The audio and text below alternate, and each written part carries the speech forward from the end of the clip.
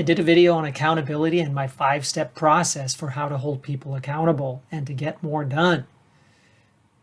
People are liking that video, but probably there's more to the topic, especially what to do in the thorniest accountability situations. There are those times where holding someone accountable is really hard. I'm going to share 6 different situations in this video with thoughts on what to do in those situations.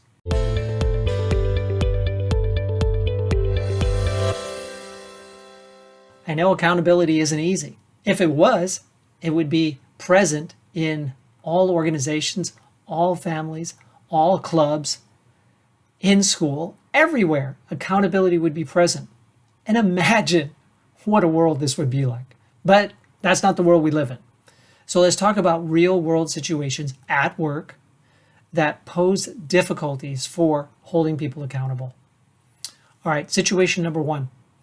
You used to be equals and now you're the manager, and it's hard to hold someone accountable when you used to be equals, and especially, let's make it even more tough, you're friends, right? You were friends as equals and you've been promoted, and now you got to hold them accountable, right? You have no choice. You're being held accountable to hold them accountable. So what do you do in a situation like that? Be transparent. Express with vulnerability that this is a new aspect of your role, and you know it's challenging, you know it's difficult. It pushes on relationships. Express that you would really like to have a relationship that is built on accountability so that you both succeed, because you win when they do their job. They win when they're accountable to you as our other members of the team. You look good, you get your projects done, everybody eventually moves up, right? All boats rise when accountability is in place. So be vulnerable, be transparent, express interest in receiving their help to be able to do your best in your new role so that ultimately you can serve them. If you approach it that way, it should be easier. If you don't have that conversation and you just immediately move to holding them accountable, it's going to be uncomfortable and really difficult. All right, situation number 2. Your peers. You don't manage them, your peers, and you need to hold them accountable. Ooh, this one is tough also. The reason that it's tough is because people are oriented to receiving accountability signals from their manager, from their leader. They're not so keen on receiving accountability horizontally from their peers. So what do you do in a situation like that? Well, let them know it's about the project, right? This isn't personal in any way. You're committed to success of the project, and hopefully they are too. If they're just as committed to the success of the project, then this shouldn't be awkward, especially if you do it in a straightforward way. It's not emotional. It's just following up and checking in to see where they are on their commitment, right? If you had clarity about the commitment up front, which is a part of my 5-step model, if you haven't watched that video yet, you should watch it.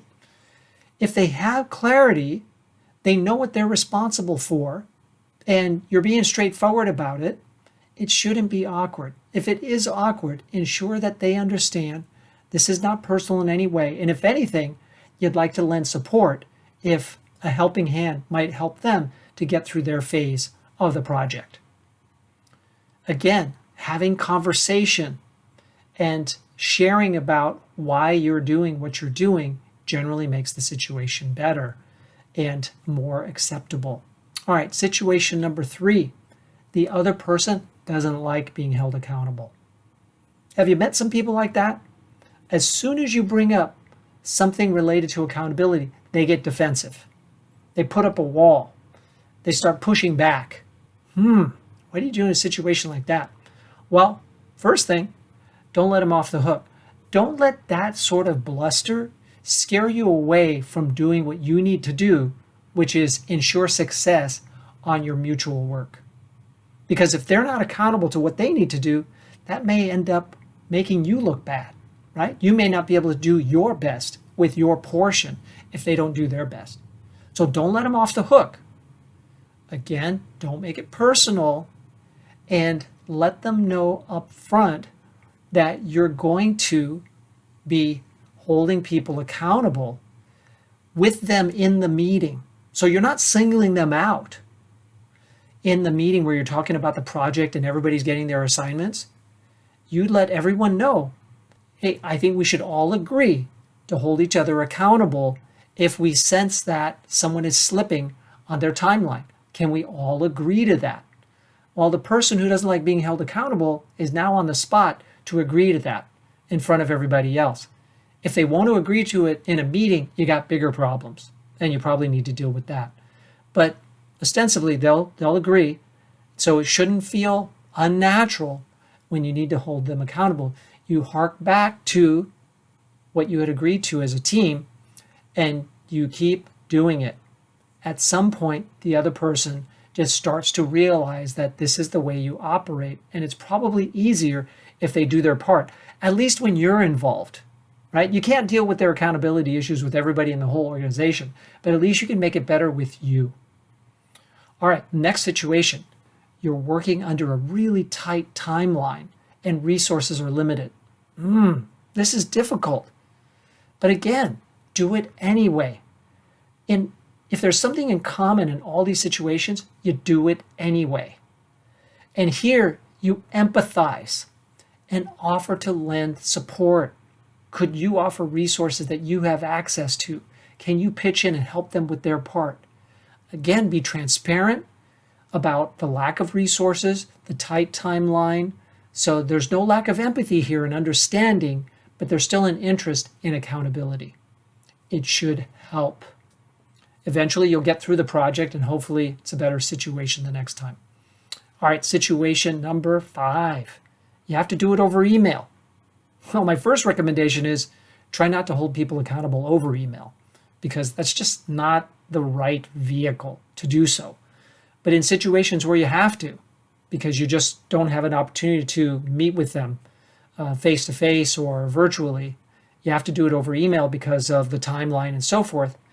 Be as neutral as possible, bordering more on kindness, because your email can be misconstrued and create defensiveness and shut down really quickly if it's not worded well. So word it with empathy, support, kindness, neutrality, objectivity, and simply just state the facts about the situation and the fact that you are reading into the facts the possibility that they're slipping on the timeline, and ask them for their feedback on that. Just leave it at that. Shorter is better than longer when it comes to those kinds of emails. All right, the last situation. You operate in a culture that doesn't really favor accountability. It just doesn't seem to be the kind of environment where accountability is commonplace.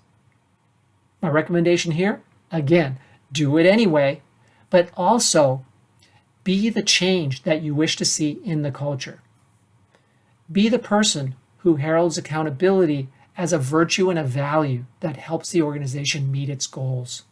So push for a change in the culture by being an exemplary model of accountability. In all these examples, you need to be excellent at being accountable so that no one can call you out as to why you're holding people accountable when you're not good yourself, right? So you have to be the role model for accountability, and all these situations get easier in that case.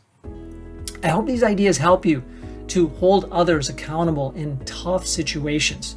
The more you do it, the better you'll get at it. Follow some of these ideas and you'll get better faster. If you have another tough situation that I haven't addressed, post it in the comments. I'd love to hear about it and consider it. If you have other thoughts about accountability, email me at michael@BAECexecutivecoach.com. And if this video has been helpful, please like it, comment on it, share it with others, and of course subscribe to the channel because more videos are on the way to help you succeed as a leader. And if you'd like to explore coaching, go to the website, BAECexecutivecoach.com, and explore the services that we offer. We offer individual coaching services as well as team coaching for you or people you work with or people who work for you. I look forward to talking with you about how we can serve your organization. Thank you very much.